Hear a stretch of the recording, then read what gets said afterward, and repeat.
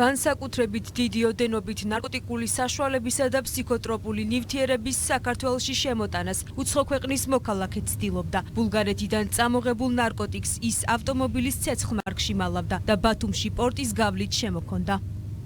ბათუმის პორტის ტერიტორიაზე შემოსული სატვირთო ავტომობილიდან შინაგან საქმეთა სამინისტროს თანამშრომლებმა 1 კილოგრამზე მეტი კოკაინი, 2000 აბზე მეტი MDMA, 2 კილოგრამი MDMA-ის კრისტალები, 2 კილოგრამამდე კლეფედრონი, 1 კილოგრამი კეტამინი და ნარკოტიკული საშუალება, LSD-ს შემცველი მუყაოს ფირფიტები ამოიღეს. სამართალდამცველებმა სპეციალურად მოწყობილი სამალავი სკანერზე შემოწმებისას აღმოაჩინეს.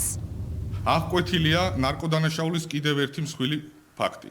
კერძოდ სამართალდამცავების მიერ ბათუმის პორტის ტერიტორიაზე შემოსული სატვირთო ავტომობილიდან ამოღებულია განსაკუთრებით დიდი ოდენობით სხვადასხვა სახის ნარკოტიკული საშუალებები. სისხლის სამართლის საქმეზე აქტიურად გრძელდება ოპერატიული და საგამოძიებო მოქმედებები ნარკოდანაშაულში ჩართული სხვა პირების დადგენისა და მათი სისხლის სამართლებრივი პასუხისმგებაში მიცემის მიზნით. დანაშაული 20 წლამდე ან უვადო თავისუფლების აღკვეთას ითვალისწინებს. უცხო ქვეყნის მოქალაქე სამართალდამცველებმა განსაკუთრებით დიდი ოდენობის ნარკოტიკული საშუალების უკანონო შეძენა შენახვა გადაზიდვის ბრალდებით დააკავეს. ბრალდებულის ადვოკატის საქმის დეტალებზე ჯერ ვერ საუბრობს. ბრალდებულს არ უჩვენე ხო რამდენად უნდა რომ ის საქმის დეტალებზე ვისაუბრო. აქედან გამომდინარე კომენტარს ვერ გავაკეთებ.